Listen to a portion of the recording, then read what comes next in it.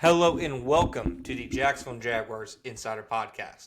My name is John Shipley. I am your host and beat reporter, and I've been your beat reporter covering the Jacksonville Jaguars for On SI every single day since August 2019, and we are moving forward through yet another offseason together. As always, you can always find our 24/7, 100% free, boots-on-the-ground coverage of the Jacksonville Jaguars each and every day when you follow us on social media such as Facebook and Twitter at Jaguars on SI. You can also find us at www.si.com/NFL/Jaguars. All right, folks, welcome to today's episode of the Jacksonville Jaguars Insider Podcast. My name is John Shipley. I, of course, am your beat reporter, your host, have been your beat reporter since August 2019, and we are now back into the swing of things here in Jacksonville. Tomorrow, I will be updating you guys on Jacksonville Jaguars and their third official training camp practice as they inch closer and closer to being in full pads. But today, we're going to talk about the one, the only, Josh Hines-Allen. Hines-Allen was named to the NFL's top 100 list, the first Jaguar to appear on the list, and very likely one of only two Jaguars who really have a chance to crack the list, along with Brian Thomas Jr. He was named the number 63 player in the NFL on this year's top 100 list. How they had that, whether it's best 100 players from the year before, best 100 players moving forward, that's always kind of been a thing of debate, but it is once again a big honor for Josh Hines-Allen. And, we have our all-quarter century defensive team coming out today as well, and Josh Hines-Allen, unsurprisingly, is on there. And simply put, this is just another example of if the Jaguars have a blue-chip player, and it very much looks like they now have, at minimum, two. They're hoping three with Travis Hunter, and then even potentially 4, 5, 6 with Trevor Lawrence, Trayvon Walker, Tyson Campbell, etc. But if there's any one guy who is undoubtedly that guy, if there's any one player who is pretty much unquestionably, to me, the best player on the Jaguars roster, it's Josh Hines-Allen. Like I said, he is on my all-quarter century team for the Jaguars defense at defensive end. I mean, you look at his numbers over his career, which is just since 2019, and he blows every other pass rusher who's taken a single snap for the Jaguars in the last 25 years, completely out of water. And he's very much, set to break Tony Bracken's all-time sack record very early this season, unless he completely gets shut out of the first couple of games, which just does not seem likely for a guy like Josh Hines-Allen.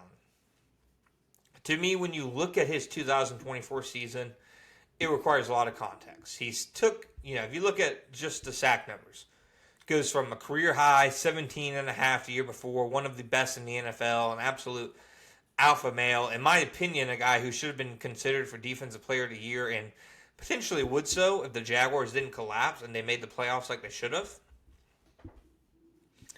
Then you go to last year, only 8 sacks. Sacks, almost cut in half. And, you're probably wondering what happened. Was this a step back in his game? Personally, I don't think so.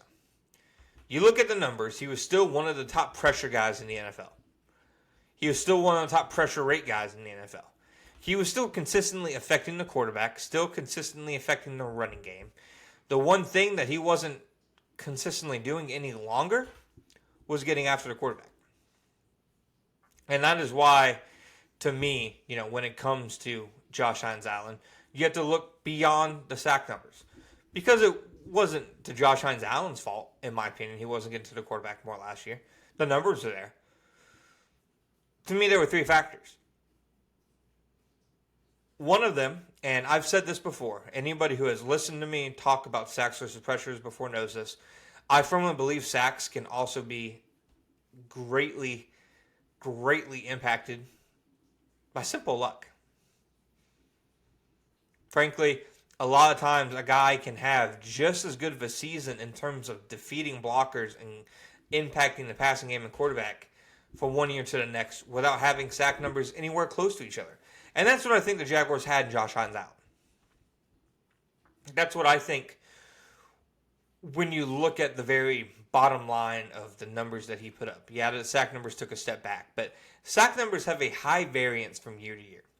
I don't think you can simply look at the decrease in sack numbers and say, Josh Hines-Allen just did not have anywhere near the same season that he had the year before.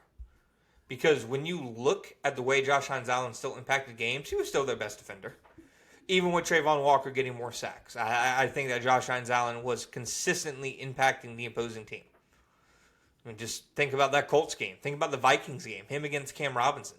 He was a one-man wrecking crew a lot of times last season. Him and Trayvon Walker were a dynamic duo when both of them were on.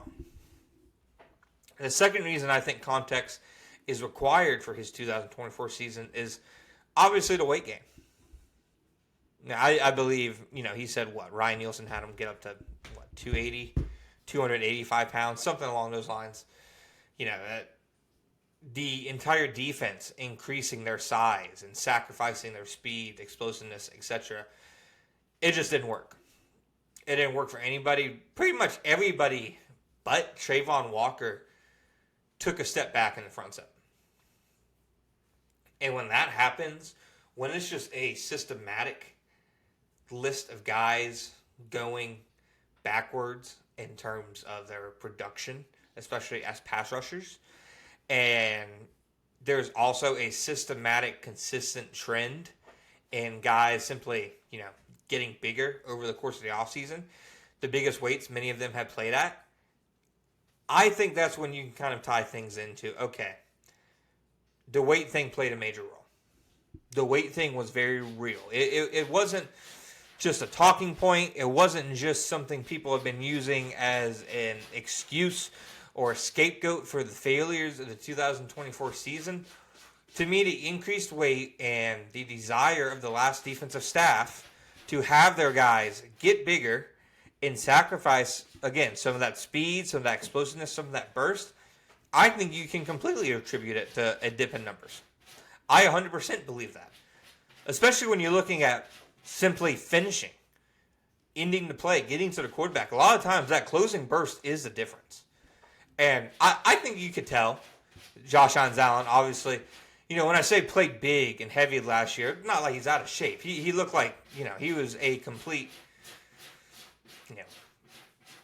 as peak physical condition as you could, expect from like a 4-3 defensive end.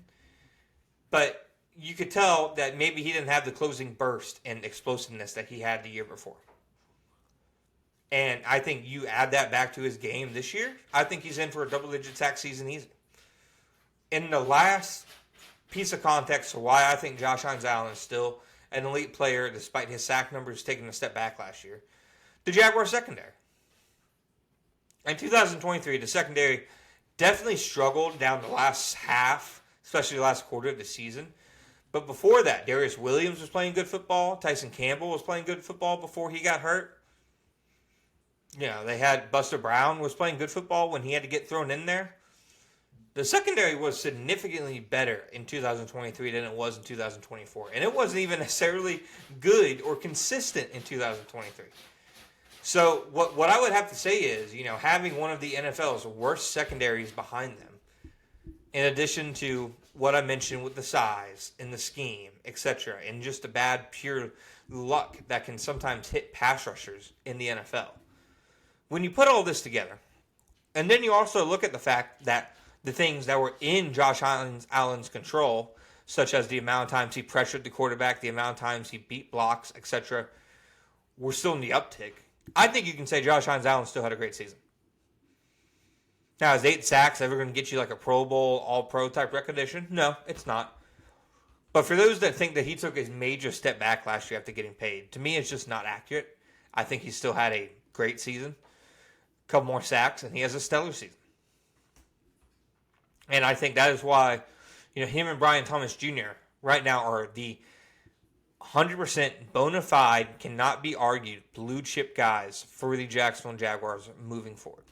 It is Josh Hines-Allen on the defense and Brian Thomas Jr. on the offense. Now, maybe Travis Hunter gets there. Maybe Trayvon Walker continues to ascend because he's close and gets there. Maybe Trevor Lawrence gets consistent and he gets there. Maybe Tyson Campbell stays healthy and he gets there. Whatever you want to call it. Right now, it is Josh Hines-Allen at the top.